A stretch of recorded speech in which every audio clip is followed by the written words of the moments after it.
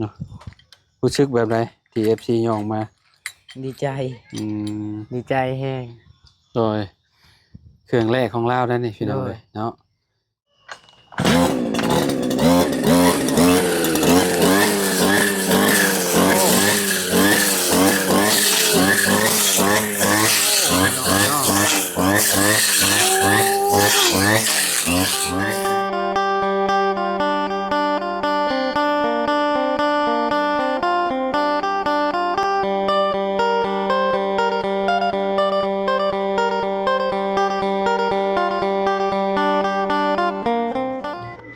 กราบสบายดีและสวัสดีเด้อพี่น้องปองปายเบิร์สสุขสู่คนเนาะมาพบมาพอกันกับเฮาคือเก่าคือเดิมเพิ่มเติมคืออยู่ที่เฮือนน้องพารักพี่น้องเนาะน้องอาเจืองอะไรเนาะบ่ฮู้ว่าทางเพิ่นมาแต่ไสพี่น้องเนาะลองจักไม้แล้วบ่ลองตัดแล้วบ่หรือว่าจังใดเนาะเออให้ลองจักไม้อยู่อาจารย์อาจา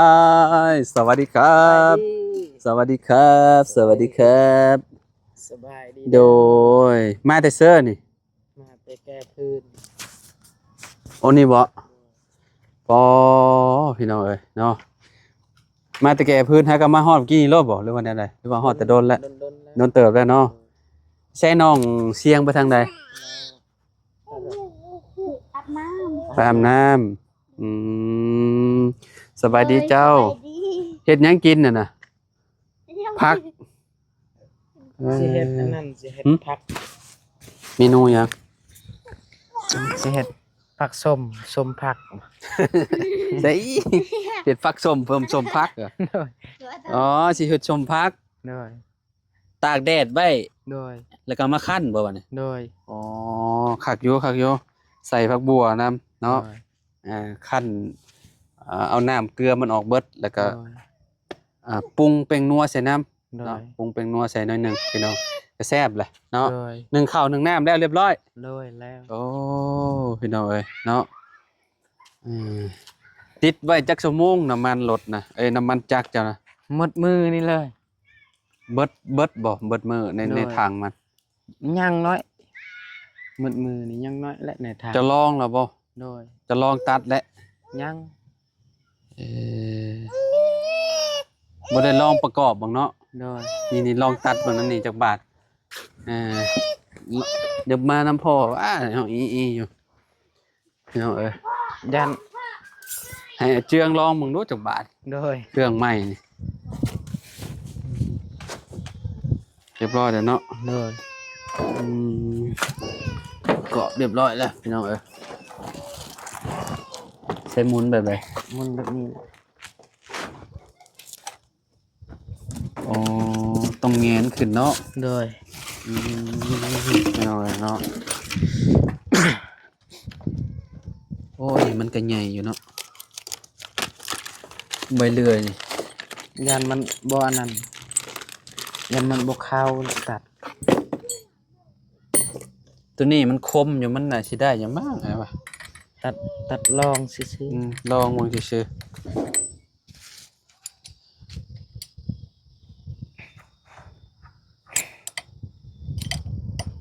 ตรงอันนี้หั่นให้มันเน้นก่อนเนาะเซฟก่อน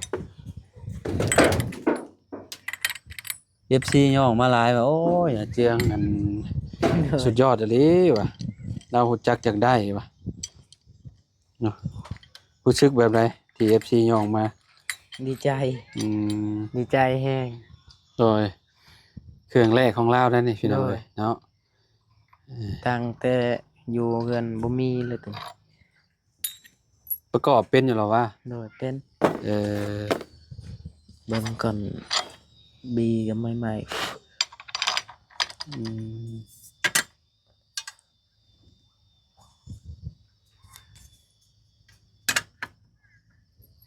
อ๋อแบบนี้เนาะโดย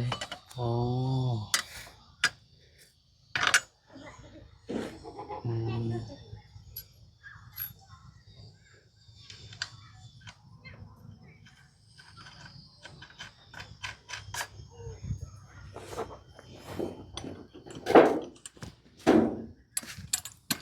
เบิดเฮาออกงานจริงก็แบบมันสิเอาอันใบพัดอีกแบบหนึงใบใบใบตัดนี่เนาะ โดย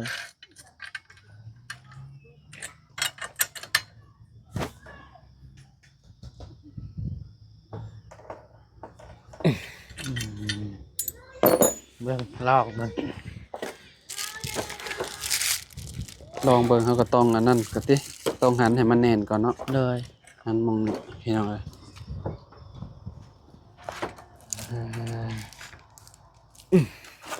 โอ้นี่แหละหญ้าแถวนี่แหละหน่อยหนึงเนาะ โดย พายเลยเฮาก็สตาร์ทเอาเลยบ่ โดย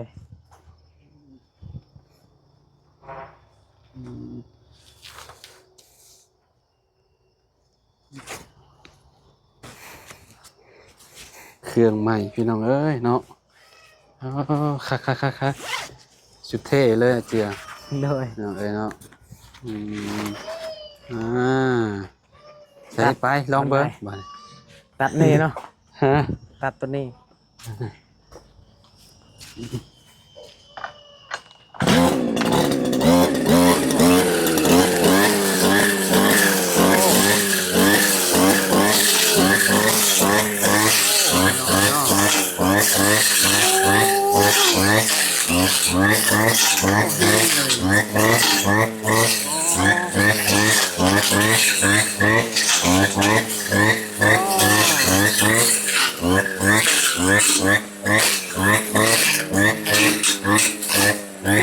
ได้พี่น้อง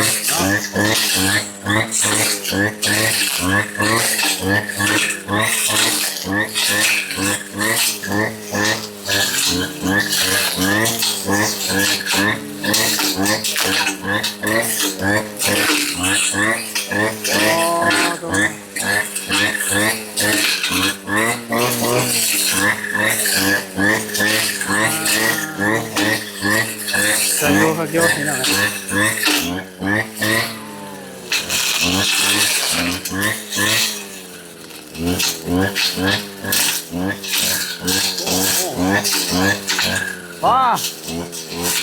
พอได้การแล้วพอแล้วพอโอ้เป็นได คักเนี่ยมิลลิ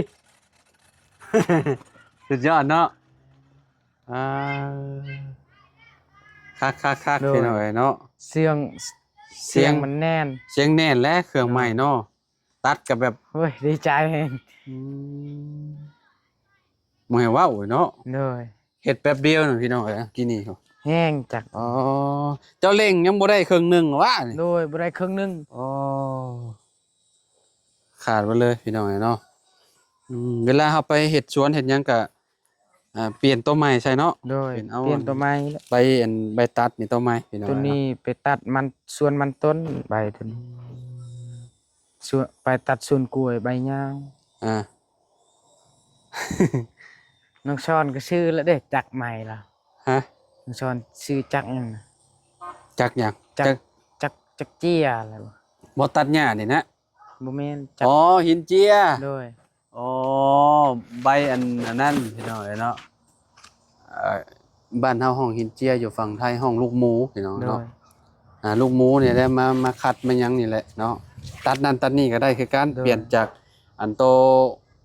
เป็นอันตัดเล็กก็ได้พี่น้องอันหินเจียนะใบหินมันนะ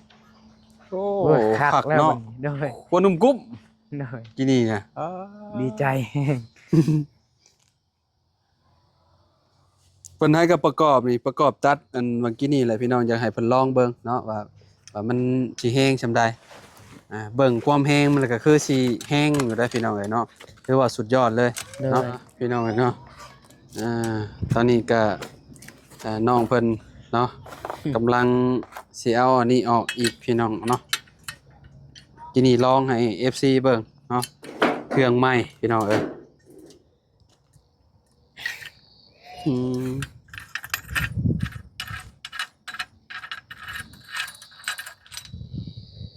เจ้าอันสิประกอบไว้แบบนี้เลยบ่หรือว่าจังได โดยประกอบแบบนี้เลยแหละ มันแล้วก็อันนั้นติ โดย บัดเฮาสิตัดกังเอาประกอบใบตัวนี้เข้าอีกเนาะ โดย ของใหม่กินยังคิวๆอยู่พี่น้องเอ้ย โดย บ่แรงจะว่านอนฝันตัดอันหญ้าบ่จักบ่แรง โดย ได้เครื่องตัดหญ้าใหม่เด้ โอ้ยตัวนี้แหละสิ่งที่อยากได้ อืมอยากได้ที่สุดเลยบ่นี่น่ะ โดยอยากได้ที่สุด โอ้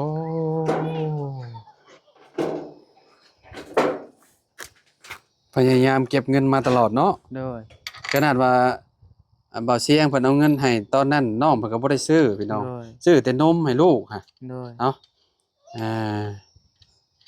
ถือว่าเป็นการดีที่สุดเลยเนาะดีแล้วเนาะพี่น้องเพิ่นมุ่งมั่นอยากได้พี่น้องไงเนาะ โดย สมใจแล้วเนาะรางวัลของคนขยันพี่น้องเอ้ยเนาะ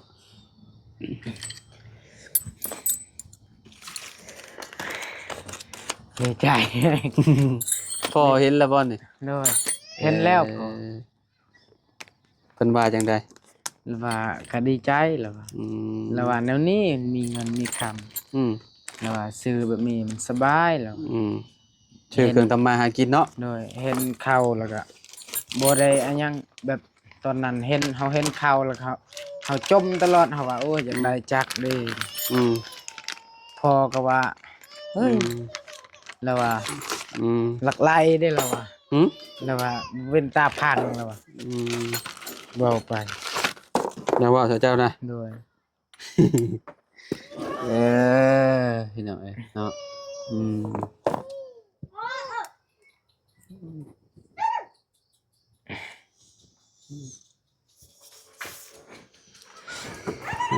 คักเลย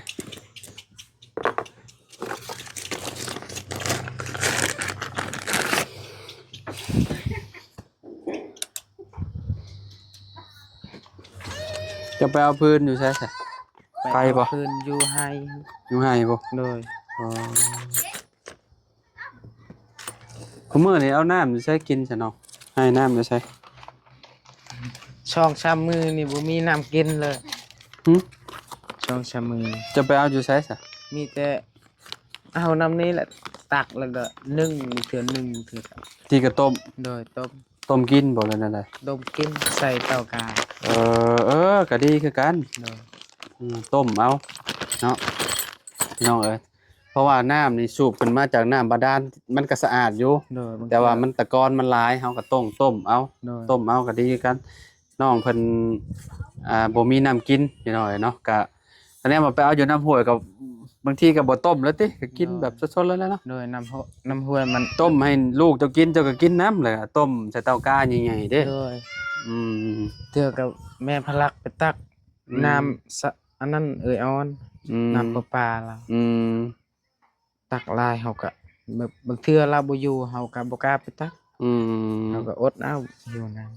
บางทีเจ้าของก็จะไปอยู่เขาก็บอกกล้าติ โดย แม่นนั่นแหละพี่น้องเอ้ยเนาะเอ่อมีแต่เอาขึ้นไปเมียน โด อย ยู่พุ่นแลทั้งเฮือนทั้งหยังพุ่นแลเนาะ โดย เอาเมียนอยู่แถวนี้อยู่โจที่เจ้าของบ่อยู่ก็หายก็มีเด้พี่น้องเอ้ยเนาะเครื่องราคาก็บ่แม่นว่าสิถูกๆหลายล้านพอสมควรอยู่พี่น้องเอ้ยเนาะ โดย เกือบ3ล้านบ่ได้นี่เนาะ2ล้านห้าเนาะ โดย อืมนี่พี่น้อง นี่ เอ้ ก็ ย ถือ เนาะ ว่า อันนี้แหละคู่มือทำมาหากินหาเงินหาคำพี่น้องเอ้ยเนาะอนาคตน้องเพิ่นก็บางทีก็ไปหารับจ้างเพิ่นก็เอาของตัวเองนี่แหละไปเนาะ โดย อืมโอ้ครับมื้อนี้ก็สตาร์ทเครื่องไว้หลายชั่วโมงเติบเนาะ โดย เพิ่นแนะนำมาบ่เลยแนวใดแนะนำมาให้สตาร์ทเครื่องแม่นบ่ โดยเขาว่าเวลาเฮาเอามือเขาก็ อืม ใส่น้ำมันแล้วก็ติดไว้ก่อนแล้ว อืม ติดให้ประมาณหมด1ถัง บ่มีหยังนี่ไผเขียนอันนี้ เฮาเขียน ฮะ เฮาเขียน จักตัดหญ้าของเจืองเด้อ โด นี่ ย โอ้ พี่น้องเอ้ยเขียนไว้อีกเนาะอ่า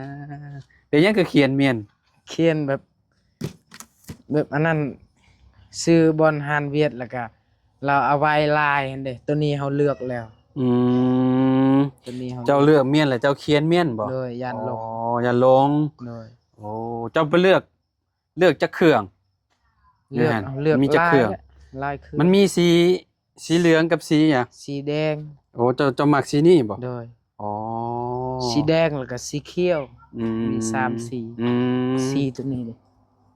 สีที่มักบ่นี่เรื่องอะไร โดยสีที่มัก อ๋อมักสีเหลืองเนาะจ้ะเนาะ โดย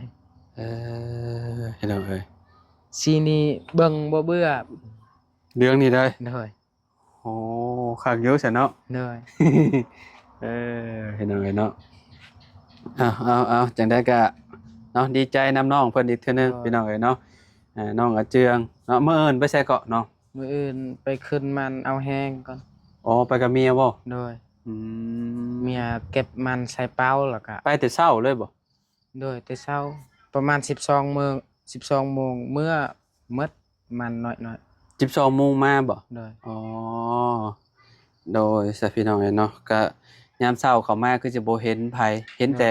น้องเมียเจ้าเนาะ โดย น้องเพิ่นก็คือสิบ่เว้านำดอกพี่น้องเอ้ยเนาะ เราอยากเว้านํเราว่าพี่อ้ายเฮาอยากเว้านํแต่ว่าเฮาบ่ฮู้ภาษาลาวเลย เจ้าก็สอนเรานำเด้อ โดย สอนเราอันเวลาสมัยแม่ก็มีแต่เวลามาหาเพิ่นก็ โดย ถามหันนะเวลาสมข่อยถามหาเจ้ากับน้องเพิ่นแบบอยากตอบอยู่นะ แต่ว่าน้องตอบบ่ได้ โดย เนาะพี่น้องแต่ว่าเพิ่นเว้าความลาวน่ะเว้าได้น้อย โดย คำว่าสบายดีนี่ก็น่าสิเว้ายาก โดย คิดว่าต้องมีล่ามอยู่นํ โดย คืออย่างเช่นมีน้องฮังหรือว่าน้องเจืองเพิ่นอยู่นํ โดย พี่น้องยังเว้าได้หันนะคือแบบเบิ่งน้องเพิ่นก็จะอยากเว้านํอยู่ดอกเนาะเพิ่นก็บ่ได้ย้านหยังหั่นน่ะ โดย แต่ว่าสื่อสารกันนี่ยากหั้นนะพี่น้องเอ้ยเนาะ โดย เพราะว่าเขตชุมพรนี่บางคนก็เว้าบ่ได้เลยภาษาลาวเนาะ เขตลาวหั่นมาคนมากองเด้ อืม คนมากองเรา เว้าลาวยากเนาะ โดย แต่เพิ่นบ่สอนนั่นลิเนาะ โดย อืม ขนาดเว้ากับคนบ้านเฮานี่ยังบ่ได้ แม่นบ่ แม่นมันต่างกันเด้ อ๋อ ลาวเป็นคนมากองเด้ เออ เราเทิงกับเราเทิงคือกันแต่ว่ามันต่าง อ๋อแบบนั้นบ่ โดย โอ้พี่น้องเอ้ย เฮา เนาะ สอนกับบุติเล่าหากับมาวัน แม่นก็คอยปากคอยเว้าคอยล้มคอยจ้าน้ำลาวหั่นแหละ โดย เนาะเว้าภาษาจุมเจ้านํแล้วก็บอกเป็นภาษาลาวนํ โดย เนาะ คืนนี้เราว่าบอกใส่เมียว่าย่านกินข้าวย่านปีอายแล้วว่าเฮาก็บอกเราสิย่านหยังปีอายปีอายนี่แบบบ่มีวันสิหายนะ อืม กินเรื่องกินเรื่องดื่มนี่ อืม บ่ห้ามกันเลย อืม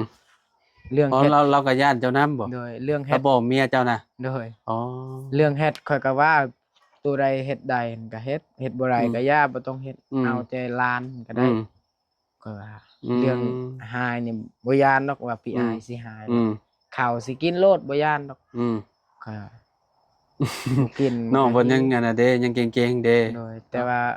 ตอนนี้เราก็บ่ย่าน ตั้งแต่เมียเจ้ามาอยู่นํเจ้าก็คือแบบเจ้าบ่ได้เมื่อบ้านเราเลยแม่นบ่บ้านเมียเจ้านะ เมื่อ เมื่ออยู่แต่ว่าก็บ่ได้อยู่ดนหรอวะ โดย อันนี้เราก็บ่ได้คอยเรื่องกับเจ้าปานใด โด บ่ ย น้องเมียเจ้าได้ แม่น เออ เมื่อแล้วก็สมมุติว่ามาแต่ตอนเช้าตอนแลงเมื่อเด้ มันก็บ่ลืมคันเฮานอนนั่นก็ลืม โอเคเข้าใจแล้วสาพี่น้องเอ้ยเนาะ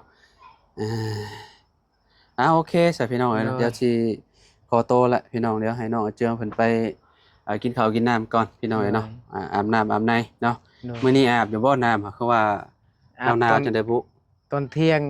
เมื่อแต่ซื้อจักนี่ก็อาบแล้วเทื่อนึง ตอนแรงคือสิบ่อาบ ตอนแรกก็หาก็เอาพื้นนี่ก็สิอาบอยู่คันน้ำ คันว่ามีน้ำอาบ โดย คันว่าบ่มีก็บ่อาบเลยติหนาวเนาะ โดย พี่น้องเอ้ยเนาะโอเคสับไปป้าแล้วเด้อจัง สบายดี สบายดีเด้อ FC เด้อพี่น้องเอ้ยเนาะไปพี่น้องเอ้ยเนาะอยู่ดีมีแฮงบ่สุขุทุกคนเด้อขอบคุณหลายๆที่มารับชมคลิปเนาะทั้งน้องอาเจืองแล้วก็ทีมงานเบิดสุขุทุกคนนั่นแหละเนาะขอบคุณหลายๆเด้อพี่น้องเด้อเนาะอยู่ดีมีแฮงเนาะไปแล้วไว้พอกันใหม่พี่น้องสบายดีเด้อพี่น้องเด้อเนาะ